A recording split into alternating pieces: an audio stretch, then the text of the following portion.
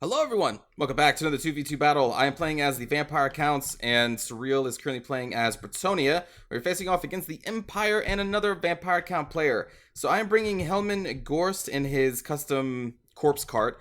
I have 4 Graveguard, 1 Graveguard with great weapons, 3 Black Knights, 2 Fellbats, a White King, 2 Vampires, 3 normal zombies, the Tithe, and a Claw of Nagash. Surreal has 3 Grail Knights, 3 Peasant Bows, 4 Men-at-Arms, 2 Pegasus Knights, King Luminion Cur, a Damsel, 2 Mounted Yeomen. The enemy has 2 Outriders that are about to have a very bad day as those Yeomen are coming at them. Let's keep going here.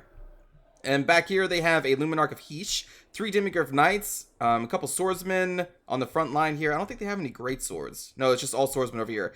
3 Gunners, and then Karl Franz on a Pegasus. For the Vampire Count player, we have a lot of Crypt Horrors. We have a lot of Grave Guard with great weapons, and some without. We have 2 Banshees, a Vampire Lord mounted on a Hell Steed. I never used that thing. I think it's called a Hell Steed. It's something. It's a little flyer guy. And that is their army.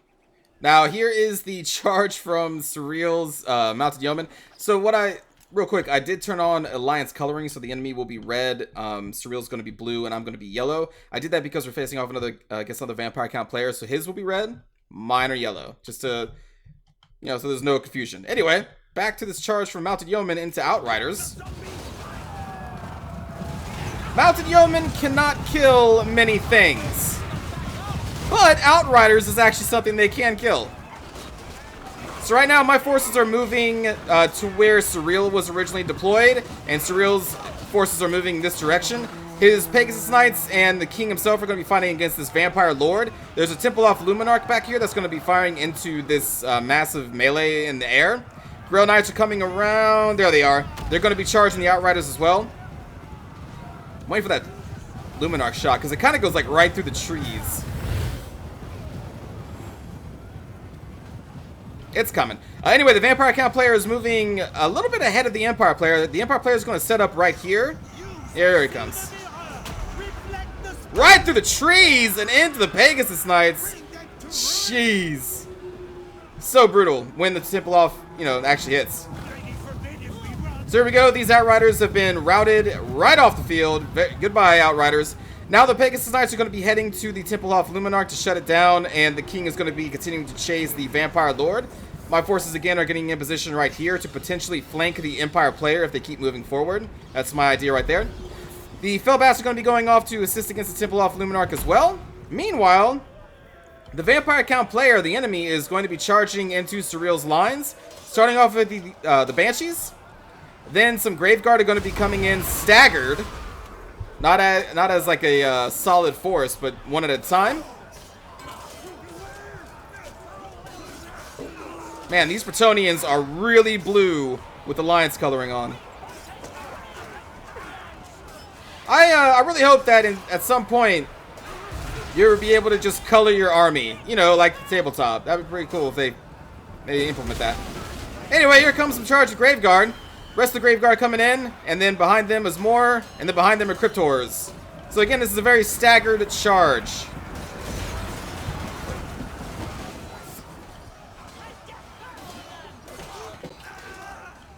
Because you can see there's more back there. The King continued to chase the Vampire Lord. We have routed the Templeoff Luminarch at this point. Peasant Bows getting some firing in on those Crypt Horrors. This is a Chain Lightning spell that's going to be dropping. I believe it's Chain Lightning. It catches some, but it kind of goes off and does nothing.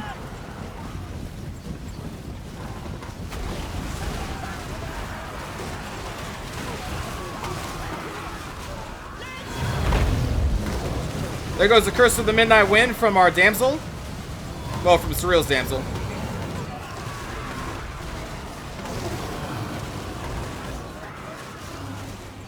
So, meanwhile, what I'm doing, I'm pulling all my Graveguard, my Vampire, basically most of my forces coming in over here. You can see my Claw of Nagash, or my White King's over here. Claw and Nagash is on its way. The Tithe zombies and their other zombie friends, along with these Black Knights and the Bats, are going to be distracting the Empire force as best as we can. You can see the Demigryph Knights are now fighting against zombies, which is totally okay. Surreal's Grail Knights are just kind of off here in the forest waiting to charge in. So the idea is we isolate the Vampire account player, kill them first, while we just kind of distract the Empire player. That's the current plan.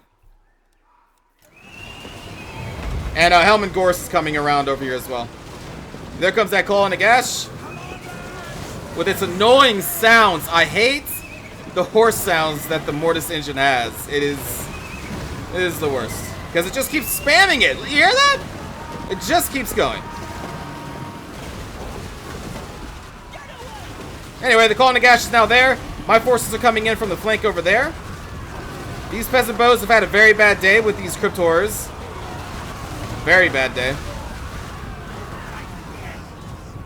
And you can see the left flank here was wiped out by all of the Graveguard and the Cryptors. But the Grail Knights are going to be on their way very shortly. And again, my forces are coming in as well. While the Empire player is continually distracted by our fodder units. Here comes the King and his Pegasus Knights. Alright, so this Chain Lightning was directed at my Graveguard that were coming in, including my Sternsmen. And I remember I was like, what are you doing? And he's like, oh, I thought you were the bad guys. You all look the same to me. You're all vampire accounts. I was like, man. So this actually hits my Sternmen and some other Graveguard units that I'm now trying to frantically get out of the way of this Chain Lightning spell that's heading right towards me. Friendly fire, folks. Friendly fire. I'm like, I'm here to help you. What are you doing? Anyway, my Graveguard are coming in. Again, red are the bad ones. Yellow is me. Here come the 3 Grail Knight units. Getting in some charges. And it's at this point that we start to corral this vampire account player into like this little bowl of death. Meanwhile, the Empire player is still distracted with our knights and our zombies. As we close in the noose. I believe I'm casting Invocation of the Heck on all my units right here with Helman Gorse. I think.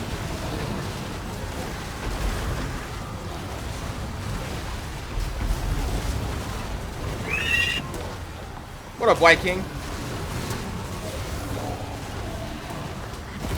This White King was actually summoned by Helman Gorse. That's why he's not mounted. And since their lord is dead, they were killed by King Lewin. Their morale starts breaking because they are totally surrounded, so they start to crumble. And there have been repeated charges of Grail Knights over here. Where are those Demigryph Knights? They're over here, concerned with my Black Knights and my Bats. They're finally killing my zombies. My Black Knights are getting repeating charges against these swordsmen just to do some damage and continuing to be a nuisance while we continue to mop up the enemy vampire account player. My Claw and Nagash, unless there's a limit, I honestly don't know if there is. But because they were in this little death ball, my Claw's AoE should, again, unless there's a limit, should have been hitting every single enemy unit at that time with a damage over time passive, which is pretty good. I don't know if there is a limit or not. Also, because of that, the Sword of Corone drop from Surreal is very effective because everything in their army was affected by the Sword of Corone skill. You never want to fight in a death ball like that. You're just so easy to surround and murder, and that's exactly what we do here with the Grail Knight charges and everything. Speaking of, you know.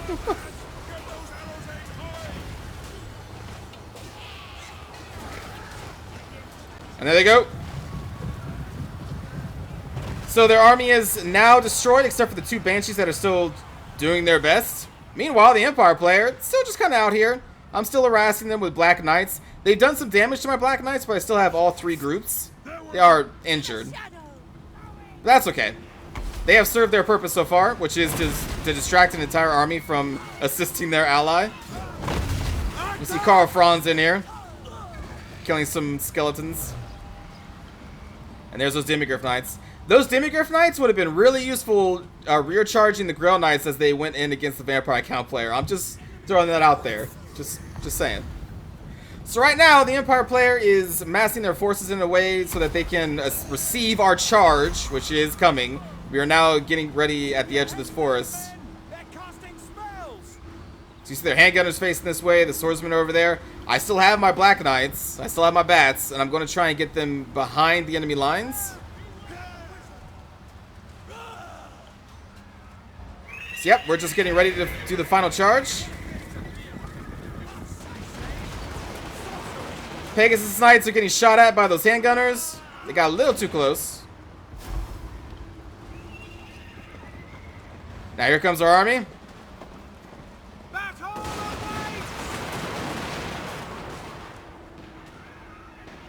Just a massive wall of Graveguard.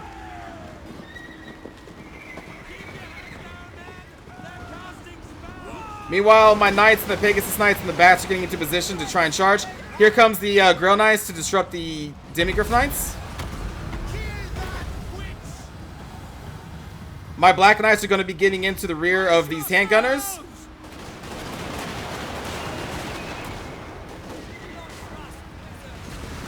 Boom! 2 groups just taken out there. Meanwhile, these swordsmen get charged by the Graveguard. And the Claw and a Gash. And then more Graveguard. Helmet Gorse. The remaining Bretonnians marching in as well. Here goes the Curse of the Winds of Years. Curse of Years. The battle against the Demigryph Knights is going rather well, I believe.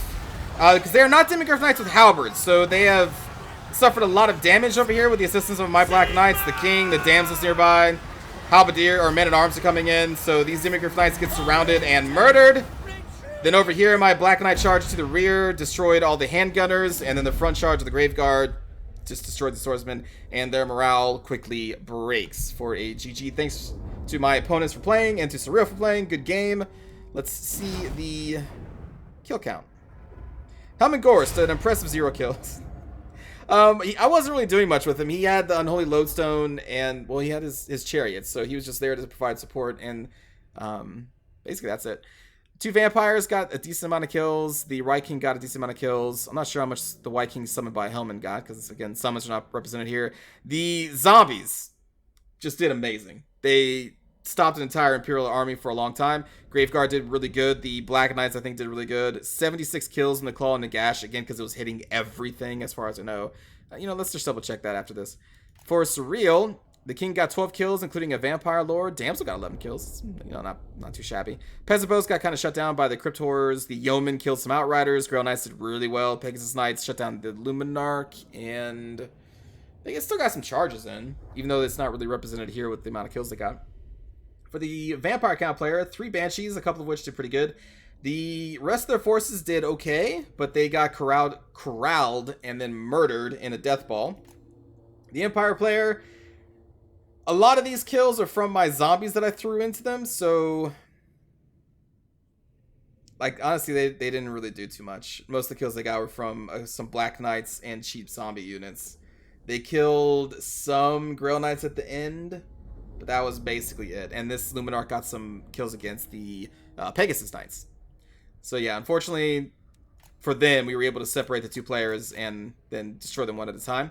Let's just take a look at that Claw and a Gash. Does it mention a limit? I don't think it does. Instantly affects targets in the area. I mean, I guess I could have just checked. Duh, I could have just checked the unit cards on everybody and just see if they were all affected by this. But it doesn't say that there's a limit here, so I'm assuming there isn't. And then Hellman Gorst with his unique corpse cart. I had all the upgrades, so that includes the Unholy Lodestone, which is the regeneration, and then it also has that Mortis Engine AoE. So we had 2 AoEs trying to cover their entire army, and I think it worked out for the most part. And also we had the Vigor Mortis, which increases the melee attack and defense of nearby allies.